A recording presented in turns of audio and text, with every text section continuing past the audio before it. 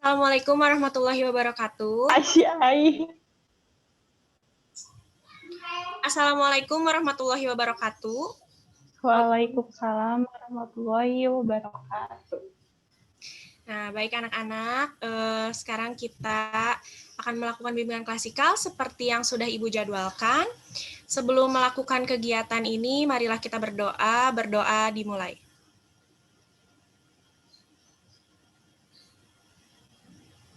Berdoa cukup? Oke, gimana nih anak-anak kabarnya di masa pandemi ini? Gimana? Sehat kan ya? Sehat? Sehat. Oke, sehat ya. Fanda sehat? Alhamdulillah. Alhamdulillah. Oke, sebelumnya Ibu mau absen dulu ya. Aina hadir. Hadir Ibu. Fanda hadir ya. Sumiati. Hadir, Bu. Oke, semuanya hadir ya. Kita akan melakukan bimbingan klasikal seperti yang sudah Ibu jadwalkan. Ada juga kesepakatan waktu yang akan Ibu ajukan. Jika Ibu mengajukan 40 menit untuk bimbingan klasikal ini, apakah disepakati? Sepakat Ibu, boleh. Baik, Bu, sepakat. Boleh ya, oke. Berarti waktu bimbingan klasikal 40 menit.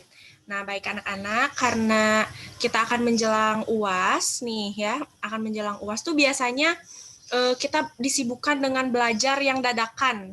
Ada nggak nih yang suka belajarnya tuh cuman pas lagi mau ujian doang? Malamnya, oke. Sumiati dan Aina, oke. Jadi besoknya itu UAS, kita baru ngapalinnya waktu malam gitu ya.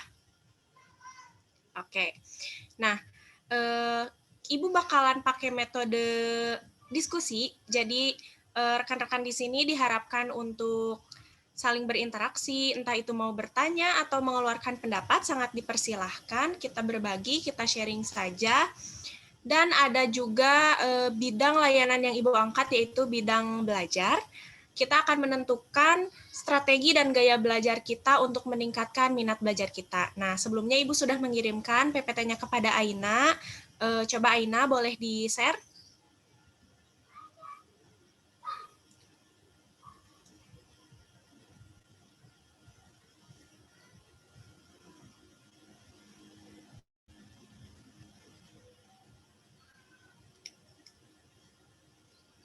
Oke.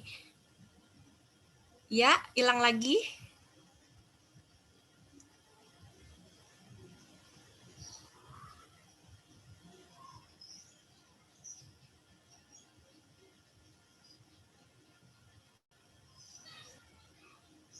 Nah, gimana anak-anak sudah muncul ya? Sudah Bu. Oke, baik. Di slide yang pertama dulu. Oke.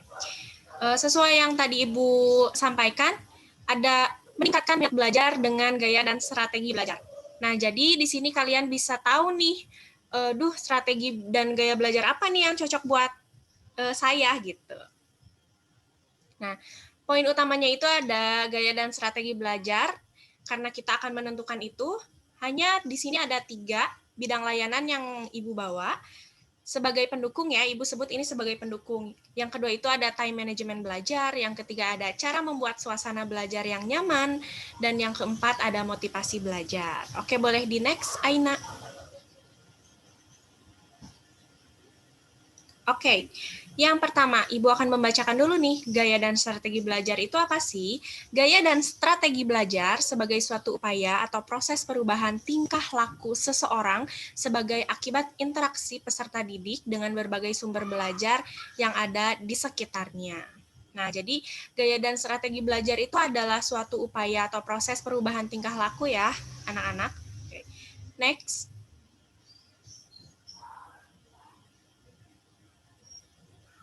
Nah, di sini ada hakikat dan gaya belajar, serta hakikat strategi pembelajaran.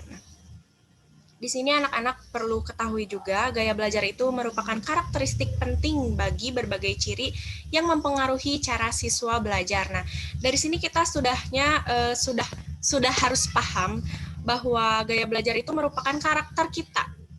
Karakter kita itu seperti apa, maka kita akan menyesuaikan cara belajar kita pun seperti apa gitu. Nah, lalu ada hakikat strategi pembelajaran yang mana adalah cara yang digunakan pengajar untuk memilih kegiatan belajar yang akan digunakan selama proses pembelajaran agar memudahkan siswa menerima dan memahaminya. Nah, jadi dari gaya dan strategi ini sebenarnya ada korelasinya dengan guru atau muridnya gitu. Nah, muridnya itu harus mengetahui kalau dia itu gaya belajarnya seperti apa, cocoknya itu seperti apa, caranya harus bagaimana, dan gurunya pun harus memahami gitu. Seperti itu. Oke, boleh di next.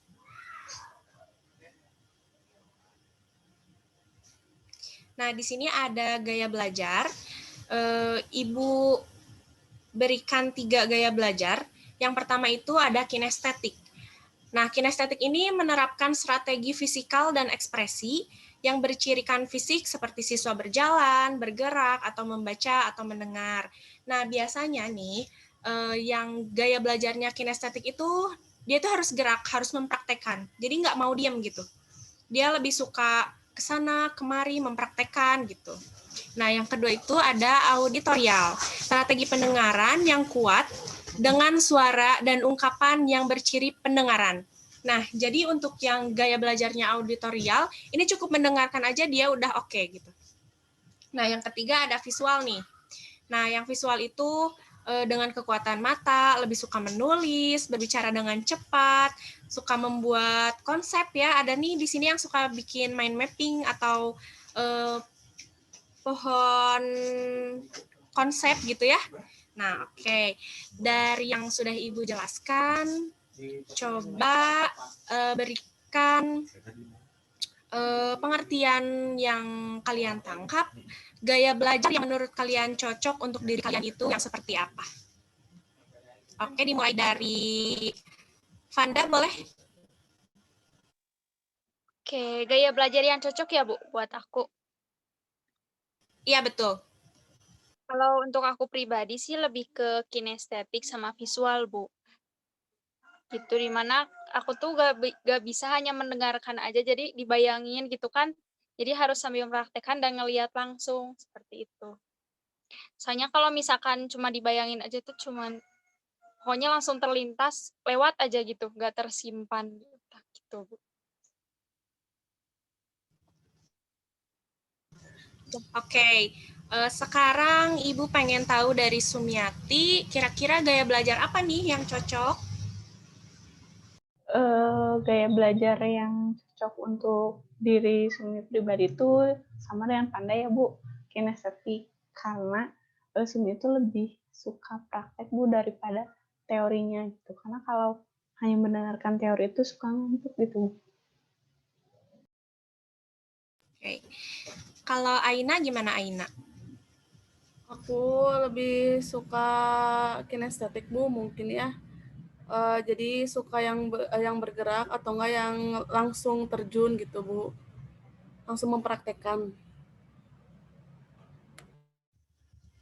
Oke, berarti rata-rata dari kalian itu lebih suka gaya belajar kinestetik, berarti lebih suka langsung ya, berekspresi ya, yang bercirikan fisik ya, jadi langsung prakteknya gitu. Nggak mendengarkan, nggak melihat, tapi harus dipraktekkan baru paham. Gitu berarti ya. Iya, Bu. Oke. Nih, berarti dari sini kalian sudah tahu gaya belajar kalian masing-masing. Nah, kalian boleh catat nih untuk buat nanti kalian ke depannya gitu. Oh, berarti saya gaya belajarnya tuh lebih paham kalau saya mempraktekkan. Oke, kalian boleh catat itu ya. Oke, boleh di next lagi, Aina.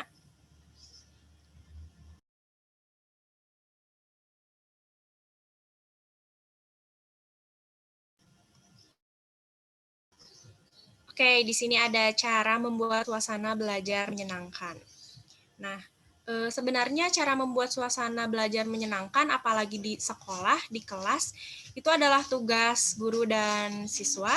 Nah, namun Ibu di sini akan menegaskan kepada kalian sebagai siswa bahwa untuk cara membuat suasana belajar menyenangkan itu, yang pertama menjaga kebersihan dan keestetikaan kelas atau ruang belajar. Jadi kelas itu harus bersih ya, karena kalau misalkan banyak sampah nih, ada bau-bau, pasti kan nggak nyaman tuh ya. Kita nggak nyaman belajarnya gitu, bakal keganggu. Nah, terus kalian tuh harus bisa menanamkan bahwa belajar itu adalah suatu kegiatan yang asik gitu, yang seru dilakukannya, jangan dijadikan beban gitu. Terus tidak perlu segan untuk bertanya dan tidak perlu malu untuk mengeluarkan pendapat. Jadi kalian itu harus bisa menjadikan kegiatan saat belajar itu adalah suatu hal yang menyenangkan. Tidak perlu dijadikan beban.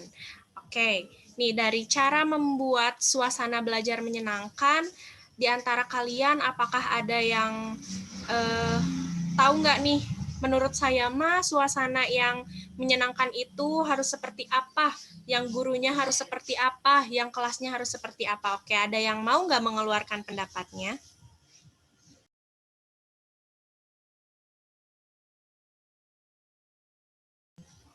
Oke, Ibu tunjuk ya. Coba deh. Oke, Aina boleh. Mungkin kalau dari gurunya harus asik, kuliah harus ramah gitu, mungkin jangan yang judes, jangan yang jutek gitu. Terus harus bisa friendly lah sama kita. Terus kalau yang kelasnya mungkin lebih ke fasilitas, mungkin Muya lebih apa sih, lebih kumplit gitu Bu, sehingga belajarnya jadi nyaman gitu. Oke, jadi kalau dari gurunya jangan judes gitu ya si gurunya. Terus kalau misalkan lagi ada masalah teh nggak usah dibawa-bawa ke kelas mungkin gitu ya. Terus dari kelas juga harus rapi, harus nyaman, harus bersih dan fasilitasnya lengkap. Oke, bagus sekali Aina. Boleh di next?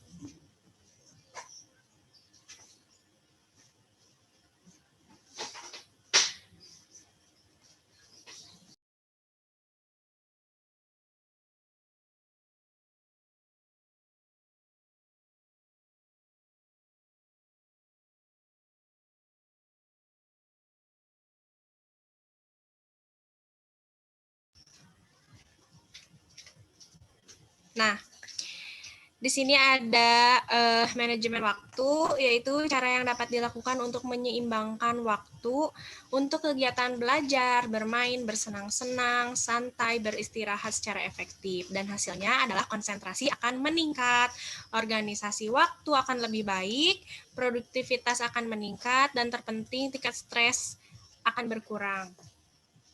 Nah, jadi anak-anak di sini harus bisa mengatur waktu, di mana waktu untuk belajar, di mana waktu untuk bermain, untuk istirahat, untuk organisasi nih ikut ekskul. Nah, kalian harus bisa mengatur waktu itu gitu biar ketika kalian ada tugas dari mau itu dari mata pelajaran yang berbeda-beda, terus dari ekskul kalian, nah kalian tidak melakukan atau mengerjakan itu di satu waktu. Kalian tidak menumpuk tugas itu gitu. Jadi kalian harus bisa mengatur waktu nih, kalian main dari jam berapa sampai jam berapa, terus belajar dari jam berapa sampai jam berapa. Nah, mulai dari sekarang coba kalian buat peta konsep manajemen waktu kegiatan kalian sehari-hari. Nanti minggu depan boleh kalian kumpulkan, nanti kita bahas ya. Oke, boleh di next.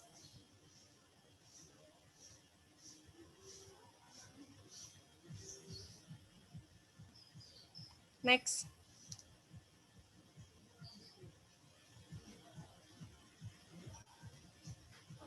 Next lagi. Nah, ya yang motivasi tadi. Nah, yang terakhir ada motivasi belajar. Motivasi belajar itu merupakan dorongan yang timbul baik dari dalam maupun dari luar. Nah, siswa yang mampu menimbulkan semangat dan gairah belajar serta memberikan arahan pada kegiatan belajar sehingga tujuan yang dikehendaki dapat tercapai. Oke. Ibu mau tanya nih dari kalian ya, satu-satu harus jawab ya. Kalian punya nggak sih motivasi belajar?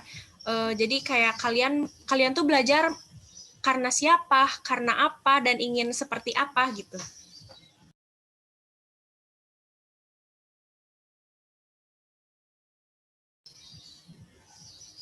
coba dari Sumiati aja deh, motivasi belajarnya apa nih? Kenapa kita belajar itu supaya apa? Karena siapa? Untuk apa? Mungkin motivasi belajar Sumi itu dari dorongan dari orang tua ya Bu, karena orang tua Sumi itu mengharapkan sekali kalau Sumi itu bisa menggapai cita-cita yang mereka harapkan. Jadi itu yang bisa menjadi motivasi belajar Sumi, sehingga Sumi setiap hari giat untuk belajar gitu.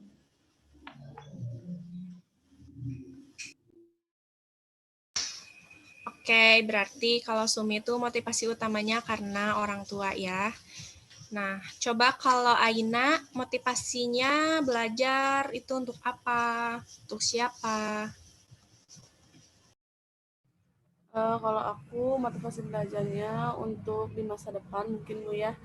Karena kalau kita banyak pengetahuan juga mendapatkan ilmu tambahan juga gitu. Jadi lebih banyak pengetahuan mungkin yang terutama juga untuk orang tua juga gitu Bu. Ingin membanggakan orang tua. Oke, coba kalau Vanda nih motivasinya apakah sama atau gimana? Boleh diutarakan. Kalau aku sih lebih samanya ke Aina ya, Ibu. Jadi motivasinya untuk diri aku sendiri juga dan orang lain gitu, di mana nanti untuk masa depan kita juga ya. Jadi di mana nanti di masa depan kita bisa lebih lebih gampang gitu menyeimbangkan diri. Terus kan di luar tuh kan kayak keras banget gitu ya, Bu. Jadi kalau misalkan kita punya ilmu lebih, mungkin kita juga bisa lebih menyesuaikan diri itu lebih baik lagi gitu dan bisa membanggakan orang tua. Oke, berarti salah satu motivasi Panda itu ingin belajar itu agar punya bekal mungkin ya untuk nanti di masa depan gitu ya. Yang pastinya karena orang tua juga. Nah, oke, baik anak-anak. Mungkin karena waktu sudah 40 menit juga nih, bimbingan klasikal ini sudah cukup hari ini sampai di sini dulu. Ibu harap banyak pelajaran yang bisa kalian ambil dari materi-materi yang sudah Ibu sampaikan dan apa yang kalian sudah utarakan juga semoga menjadi pembelajaran untuk kedepannya. Jangan lupa tugas yang Ibu berikan ya tentang manajemen waktu belajar kalian. Minggu depan kita diskusikan lagi. Terima kasih kepada anak-anak yang sudah meluangkan waktunya. Semoga sehat selalu. Jangan lupa menjaga kesehatan. Assalamualaikum warahmatullahi wabarakatuh. Waalaikumsalam. Waalaikumsalam warahmatullahi wabarakatuh. Makasih Bu. Ya, Ibu Liv ya.